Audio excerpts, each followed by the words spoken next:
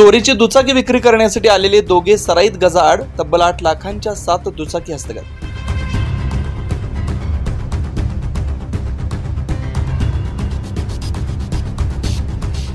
नाशिक शहरासह परिसरात गुन्हेगारीचा वाढता आलेख काही केल्या कमी होत नसल्याचं पाहायला मिळत आहे। दोघे जण चोरीची दुचाकी विक्री करण्यासाठी शहरातील राजीव नगर चढा पार्क येथे आले असल्याची गोपनीय माहिती गुन्हे शोध पथकाचे अंमलदार परदेशी यांना मिळाली होती।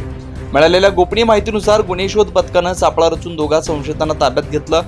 करण शिंदे, श्यामसुंदर गेडाम असं पोलिसांनी ताब्यात घेतलेल्या दोघा संशयितांची नाव आहेत। पोलिसांनी त्यांची कसून चौकशी केली असता त्यांच्याकडून तब्बल 8 लाख रुपये किमतीच्या 7 दुचाकी हस्तगत केल्या। तर इगतपुरी पोलीस ठाण्यात दाखल असलेल्या गुन्ह्यातील 2 दुचाकी देखील हस्तगत केल्यात। तसेच सदर संशयितांवर याआधी देखील विविध पोलीस ठाण्यात गुन्हे दाखल असल्याचं पोलीस चौकशीत समोर आलंय।